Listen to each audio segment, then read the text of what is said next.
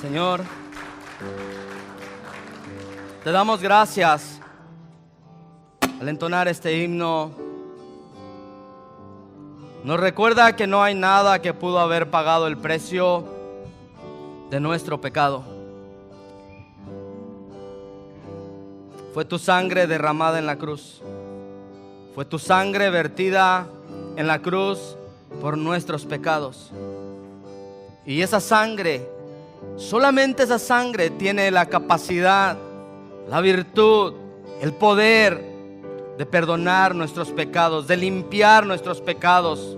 Esa sangre fue ofrecida en rescate por nuestros pecados en la cruz del Calvario. Por eso hoy,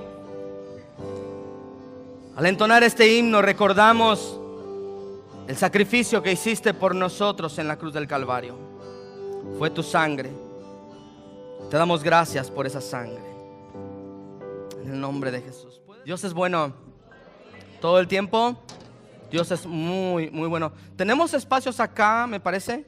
¿Sí? Acá tenemos espacios.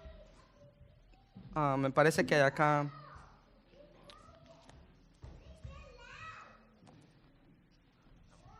Aseguro no gritar mucho, mijo. Está celebrando, nada, es una broma. No se preocupe, no se preocupe.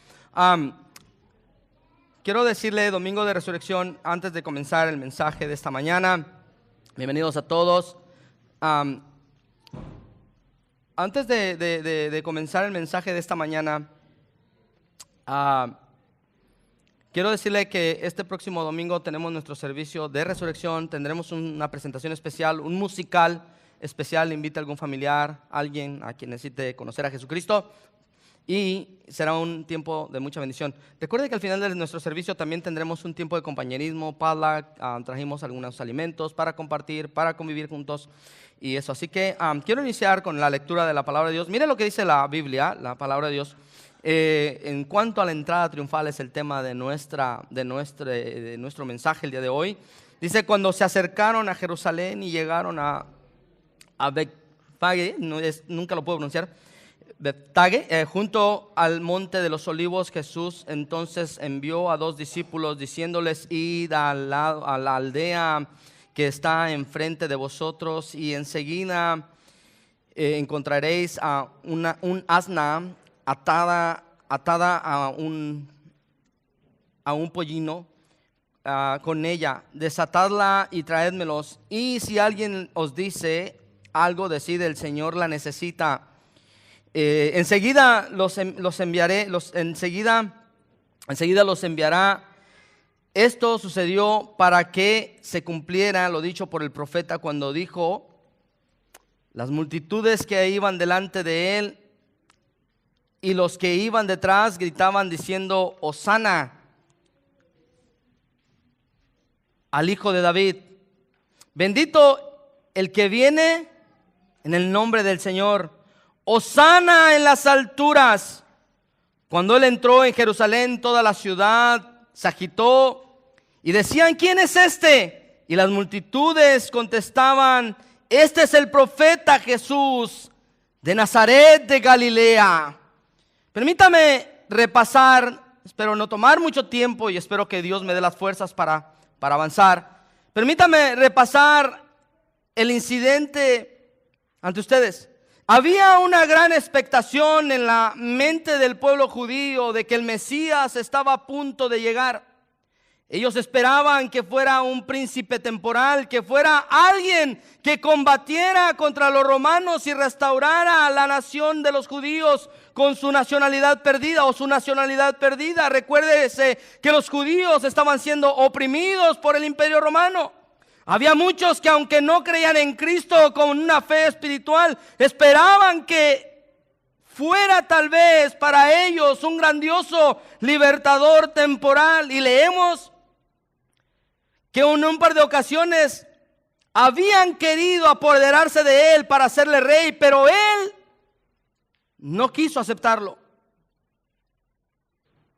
Pero en el pueblo de Israel prevalecía un ávido deseo de que alguien, cualquiera que fuera, izara el estandarte de la rebelión para pasar al frente del pueblo en contra de sus enemigos o sus opresores. Cuando pensamos en esta entrada triunfal, esta entrada maravillosa, debemos pensar en las obras portentosas, poderosas hechas por Cristo.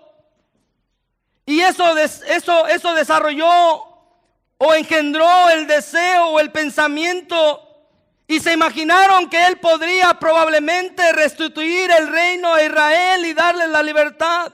El Salvador vio que finalmente estaba llegando a una crisis política y también social por Él. Para Él era necesariamente o tenía que ser dos opciones. Jesús tenía dos opciones: la muerte por haber decepcionado a la expectación popular, o de lo contrario debía ceder a los deseos del pueblo. Es decir, Jesús tenía dos opciones: o iba a la muerte por haber decepcionado lo que Él decía que era, pero que para ellos no era, o aceptar los victorias temporales del pueblo. Y ustedes saben lo que Él decidió. Ustedes saben lo que Él tomó. Ustedes saben lo que Él prefirió hacer, de lo cual hablaré este próximo viernes. Él decidió morir antes que lo proclamaran totalmente rey. Mis amados, en esta ocasión Él vino para salvar a otros y no para ser ungido como rey, en el sentido en que los judíos entendían que Él podría ser rey. El Señor había obrado un milagroso sumamente extraordinario antes de entrar a Jerusalén. Jesús había obrado lo que nunca nadie jamás había podido hacer. Jesús había resucitado a Lázaro, un muerto de 4 días en una tumba. Cristo le dijo y le gritó que saliera fuera de esa tumba, y Lázaro poderosamente, por la palabra de Cristo, salió de la tumba. Cristo tenía ahora un auge de popularidad extraordinaria. Este fue un milagro asombroso e impresionante que se convirtió en el tema de conversación del pueblo. Multitudes abandonaron Jerusalén para saber si lo que había hecho con Lázaro era verdad, y todo el pueblo, todos sabían que Cristo había resucitado a Lázaro de la tumba, era real. Y con esa expectación extraordinaria, con ese pensamiento maravilloso, querían hacer a Cristo rey. Había multitudes de testigos. Era aceptado como uno de los mayores milagros de la época. Por esta causa dedujeron que Cristo tenía que ser el Mesías. La gente decidió en ese momento que lo harían rey y que debía salir al frente contra las huestes romanas. Él, aunque no tenía tales aspiraciones, encauzó el entusiasmo de la gente para mediante eso tuviera la oportunidad que se cumpliera la profecía. La profecía que leemos cuando dice Hosana. Ahora, cuando pensamos en esto, no debemos pensar que todos aquellos que tendían ramas en el camino y clamaban Hosana tenían interés en Cristo como un príncipe espiritual en lo más absoluto. Ellos pensaban que Él había de ser el libertador temporal, y cuando posteriormente, escuche esto, cuando posteriormente se enteraron que estaban equivocados, le odiaron tanto como le habían amado. Y después ese grito de Hosana, Hosana, Hosana, fue tan fuerte el grito de decirle crucifíquenle, crucifíquenle, crucifíquenle. El grito de Hosana se convirtió ahora en un grito de odio y resentimiento, porque Él no quiso coronarse como rey en ese momento. De esta manera nuestro Salvador se valió de este entusiasmo en el pueblo para cumplir diversos propósitos sabios. Era necesario que esta profecía se cumpliera. La profecía de alégrate mucho, hija de Sión, da voces de júbilo, hija de Jerusalén. He aquí que tu rey vendrá a ti, justo y salvador, humilde y cabalgando sobre un asno y sobre un pollino de asna. Era necesario además que se declarara públicamente que Él era el Hijo de David, el Hijo de Dios, y reclamara ser el legítimo heredero del trono de David. Todo esto lo hizo en esa ocasión. También era necesario que dejara sin excusas a sus enemigos para que no dijeran: si tú eres el Cristo, dínoslo abiertamente. Él se los dijo abiertamente.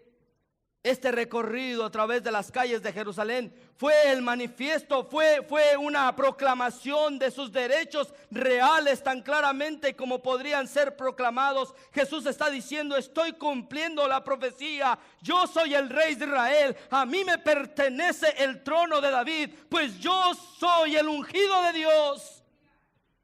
Así que una de las primeras cosas que aprendemos es esta.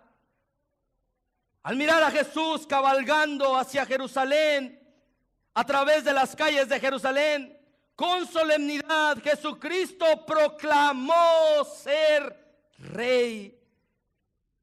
Esa proclamación había sido mantenida en gran medida en un segundo plano hasta ese momento. Pero antes de que fuera su padre, cuando la ira de sus enemigos había alcanzado su punto, un punto de furia suprema, y cuando su propia hora de la más profunda humillación acababa de llegar, hace un llamado abierto ante todos los ojos de los hombres para ser llamado Rey y reconocido como Rey, como un Rey total.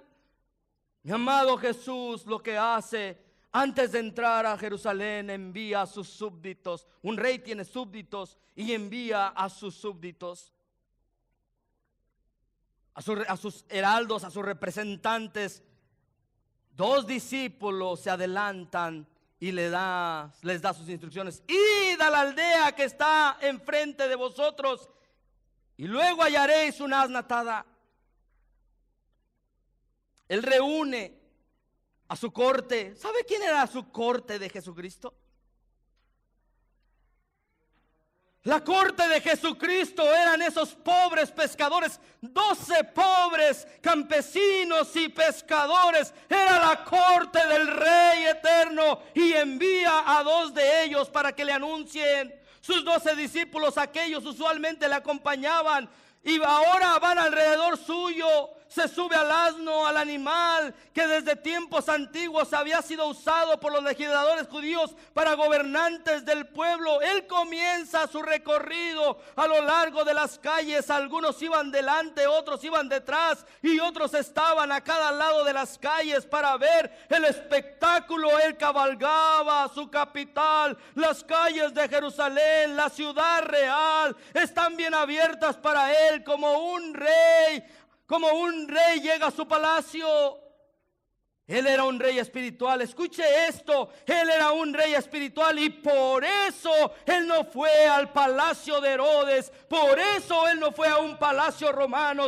Él fue a su palacio, al que era su trono. Él iba directo al templo de Jerusalén, pues era el rey de los judíos. Ahí, sentado en su trono profético, enseña a su pueblo en sus atrios reales en el pueblo. Verle aquí es como si escuchara decir esto: príncipes de la tierra, presten oídos.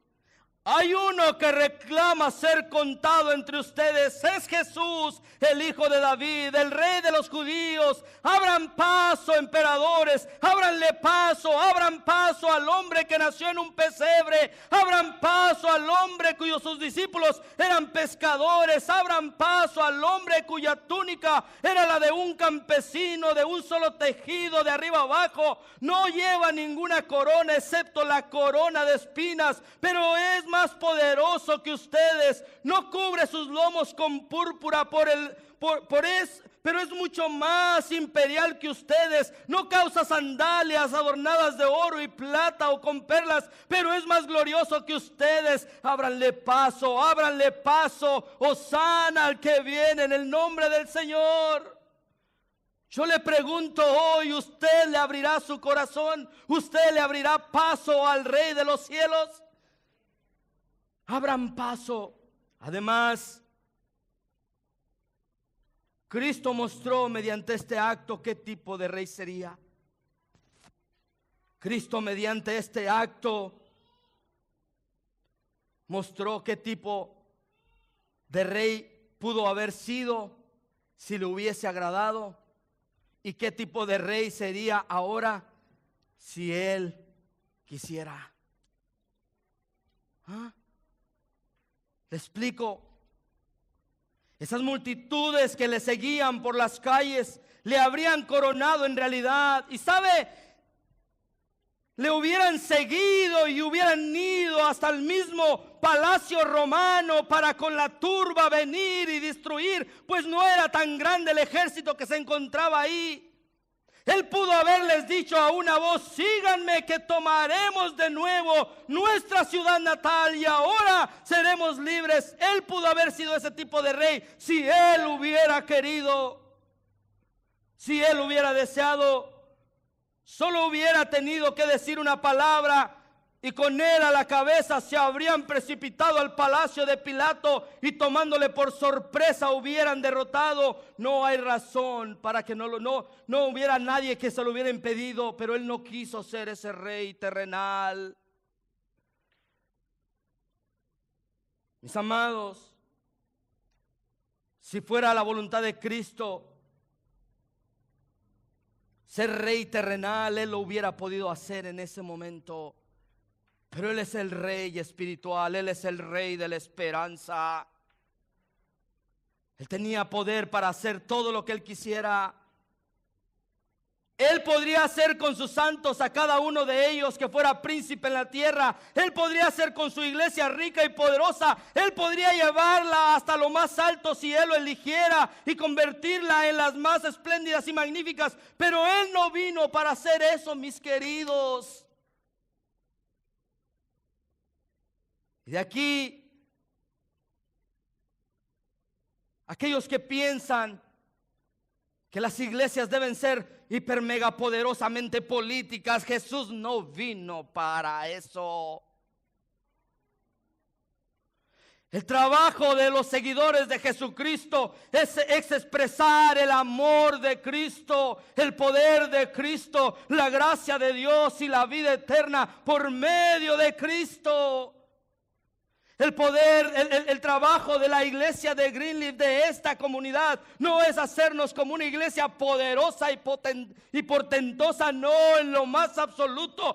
Que el deseo de nuestro corazón y el deseo del rey que entra a nuestro lugar es el deseo que seamos una iglesia de influencia, pero una influencia espiritual, que podamos alcanzar los corazones abatidos y quebrantados para la gloria de su reino.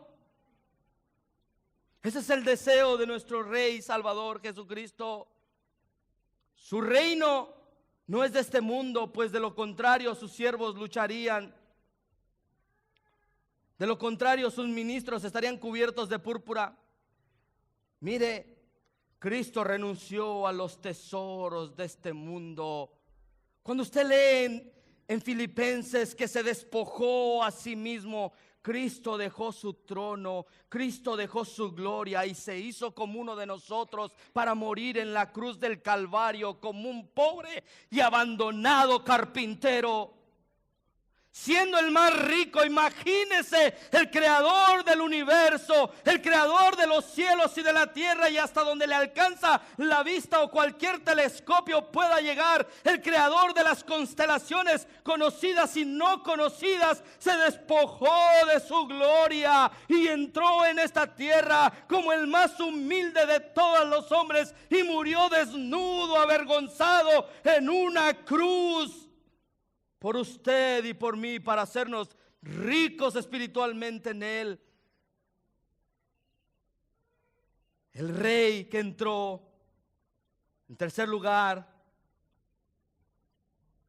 ¿qué tipo de rey es? Veamos qué tipo de rey es Cristo. Me queda poco tiempo. ¿En qué consistía su reino? Esa es la pregunta. ¿Cuál era su naturaleza? Es un reino de discípulos, son los servidores. Nuestro bendito Señor, mire, no tenía ni siquiera dónde recostar su cabeza. El hombre más pobre que ame a Cristo, la mujer más humilde que esté dispuesta a aceptarlos como maestro, se convertirá de inmediato en un miembro de la nobleza que acompaña a Cristo. Pero no de esta nobleza terrenal, sino de la celestial. Mira, es un reino extraño, y es decirlo, Cristo no vino a esta tierra para imponer su ley, por ahora todavía no. Pues Él ha escrito su ley en nuestros corazones. Su reino de hoy se basa en el amor, la gracia y la compasión. Y obedecemos a Cristo. ¿Por qué? Porque tenemos un libro grande de leyes que nos rigen, no en lo más absoluto. Pues Él, en los creyentes, en los que le han recibido como su Salvador personal, el Dios de los cielos, ha escrito su palabra en sus corazones, en sus súbditos. Usted y yo somos súbditos de Cristo. Algunos consideran todavía más extraño que este fuera un reino en el que las riquezas no eran en lo absoluto parte de la gloria. Pero ahí miramos a Cristo cabalgando, entrando pobremente. Mire, cuando usted piensa en la entrada triunfal de Cristo, piense quién estaba a sus alrededores, piense por qué ponían los mantos. Ni siquiera tenían púrpura para poner, como pasan los famosos sobre la alfombra roja. Posiblemente eran seguramente eran pescadores, campesinos que quitaban sus túnicas y las ponían a los pies de Cristo para que por ahí pasara su rey. Se quitaban hasta lo último que tenían. Pero los príncipes estaban en sus palacios. Ellos pobres no tenían banderas, no tenían nada. No poseían púrpura espléndida para hacer una alfombra. No tenían nada los que pertenecían a ese reino. No había lentejuelas de oro ni estandartes. No había ni sonido de trompeta. Era el propio ruido de la pobreza exaltando al trono en la propia bestia, una pobre bestia. Ese es nuestro rey. Es un extraño reino que viene Jesús. Yo espero que le reconozcamos un reino en el que quien es jefe entre nosotros no es aquel que es más rico en oro, sino el que es más rico en fe. Y ahí está Jesús. Un reino que no depende de ningún ingreso público, excepto del ingreso de la gracia divina. Yo le digo una cosa. Como seguidores de Cristo debemos depender de la gracia divina en todo momento y a cada momento. Extraño reino, pero mi querido pueblo de esperanza, note aquí. Aquí hay algo que es tal vez todavía más maravilloso. Era un reino sin fuerza.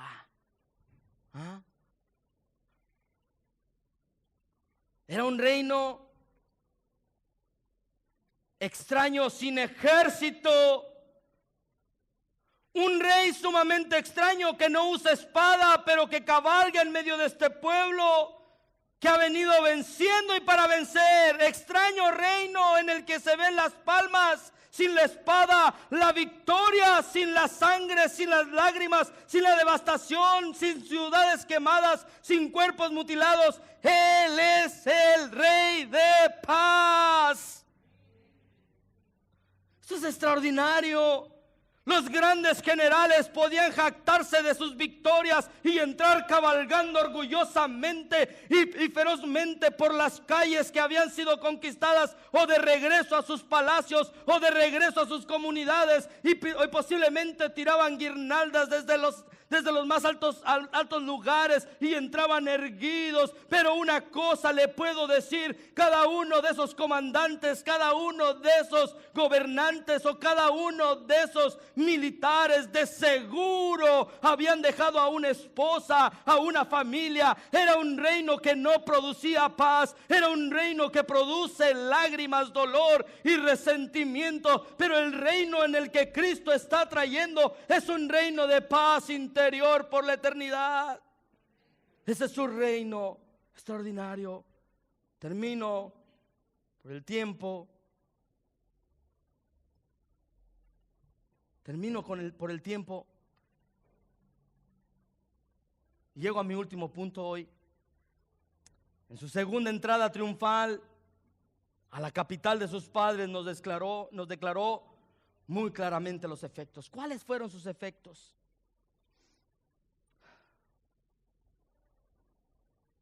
No le puse ninguno de sus efectos en la pantalla y espero que me ponga atención. Cristo, cuando entra a algún lugar, produce efectos.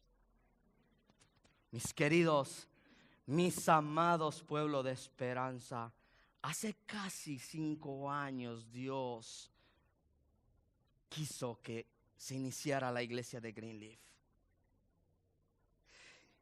Y si el rey comienza a caminar en medio de su pueblo, seguramente producirá efectos. Cuando usted piensa en la entrada triunfal, Jerusalén se conmovió. Jesucristo no puede entrar a una ciudad o a un lugar sin producir conmoción, para bien o para mal. El efecto que debe producir Jesús, estoy seguro, en algunos produjo envidia, coraje y desatino. Para otros, imagínense, todos los reyes entraban profesionalmente en sus carruajes lujosos, maravillosos. Imagínense un poderoso carruaje romano con todas las vestimentas. Imagínense a un Julio César entrar en medio de la plaza o en medio de las avenidas romanas. Imagínenselo. ¡Wow! ¡Qué admiración! ¡Qué extraordinario! Pero imagínese el efecto que pudo producir la entrada del Rey de los cielos, entrando en una pobre asna, sin lujos, sin nada. Posiblemente el efecto que en algunos provocó fue burla y escarnio. ¿Ese piensa derrocar al imperio romano? No, güey, José. Muchos pudo producir burla. Ese efecto, siempre hay un efecto. Escuche esto. Cuando Dios está trabajando en la vida de un corazón, cuando Jesús está haciendo su nido en un corazón, seguro producirá efectos. Y cuando usted comienza a compartir de lo que Dios ha hecho en su vida, en su corazón, seguro producirá efectos. Y alguno de ellos será la burla de sus propios familiares. Para algunos será, para otros el rechazo total. Pero para muchos era el Rey, el Mesías, el Salvador del mundo. Para algunos produjo un efecto de burla, para otros produjo un efecto de rechazo, pero para otros produjo vida eterna. Le pregunto yo, ¿qué produce Jesús en su vida? ¿Rechazo, apatía, o burla, o escarnio, o produce vida? Esos son los efectos de la entrada triunfal de Jesús. Para algunos era el rey, para otros era el pobre líder de campesinos sin ninguna esperanza, pero para otros era el dador de la vida eterna. Jesús, cuando pasa por el camino, Jesús, cuando se mueve en nuestras congregaciones, permíteme 5 minutos de su tiempo. Dios está haciendo algo extraordinario en la iglesia de Greenleaf. Y créame, por favor, créame, que hacemos impacto en nuestra comunidad. Y poquito a poco estamos mirando lo que Dios está haciendo a nuestro alrededor, para la gloria de su nombre. hacemos impacto o efectos para bien o para mal. Habrá quien nos amará y habrá quien nos rechazará. Jesús lo experimentó. Fueron efectos prácticos que Él produjo. Ahora,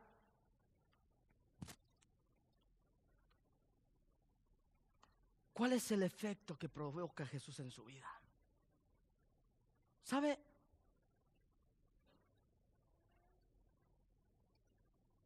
Quiero pensar y quiero tomarme un tiempo.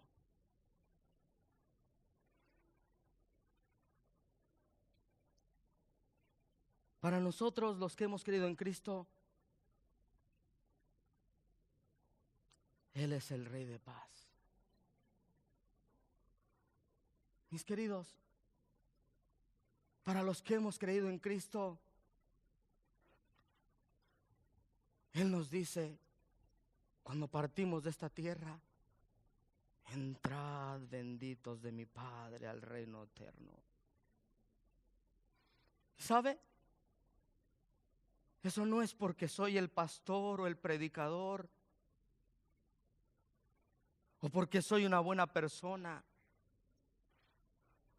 Él me va a decir eso porque por su gracia tuve la capacidad de confiar en su muerte en la cruz del Calvario por mis pecados. Me sentí incapaz de salvarme a mí mismo, pero deposité mi esperanza en el Jesús desnudo, crucificado, muerto en la cruz. Y entonces, algún día, por esa esperanza y esa confianza, me dirá, entrad al reino de mi Padre. Pero el que le rechace, se lo digo con lágrimas en mis ojos, les dirá, apartaos de mí, malditos hacedores de maldad. Porque les envié al Rey de paz y lo rechazaron. Porque les di esperanza y no la quisieron. Él tuvo una recepción. Le pregunto yo hoy, ¿tendrá una recepción en su corazón? Incline su rostro. Permítame orar esta mañana y le pido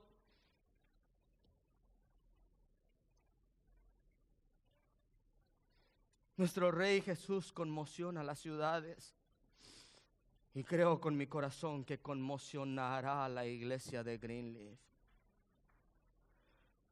y la ciudad de Whittier y el condado de Los Ángeles. Oremos.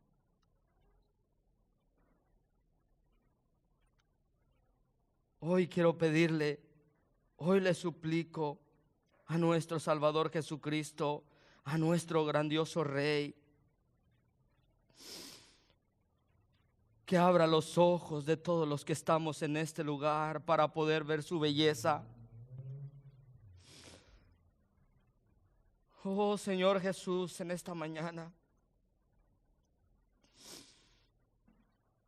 camina Jesús y camina en medio de esta congregación y toca nuestros ojos.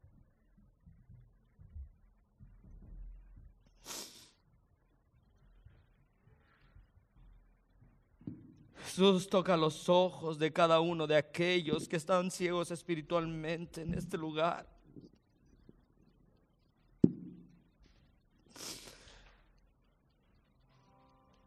Oh Señor, ayúdanos a cada uno para mirarte colgado en la cruz.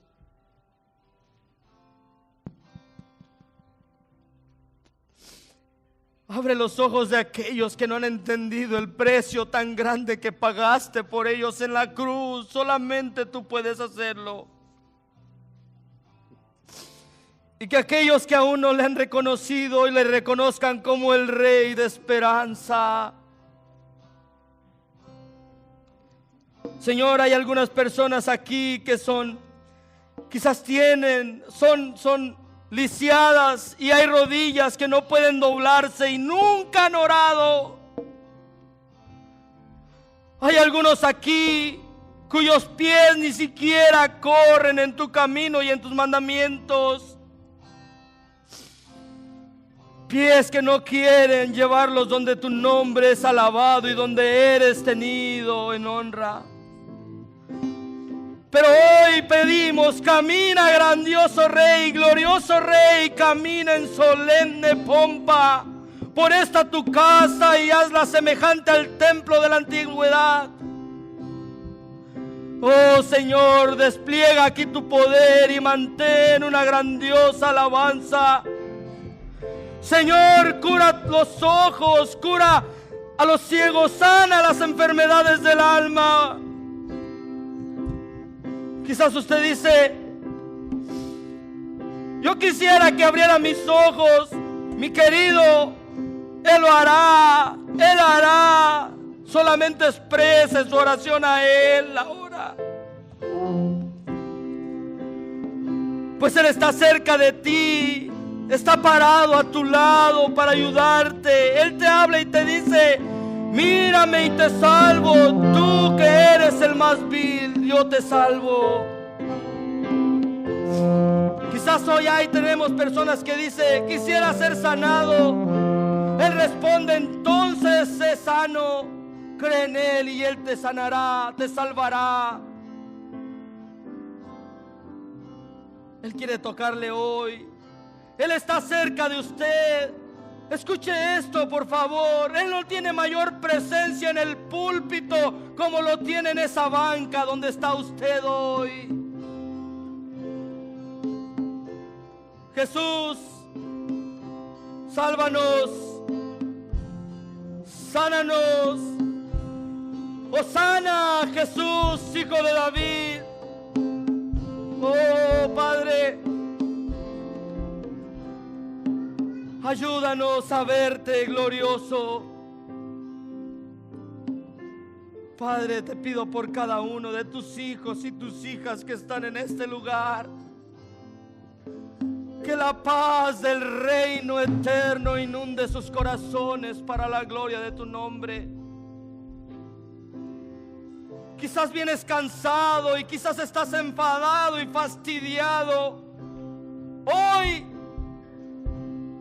el Rey Jesús te dice: estoy a tu lado para fortalecerte, para levantarte. Hazlo, Señor, en el nombre de Jesús. Sana los corazones en el nombre de Cristo Jesús.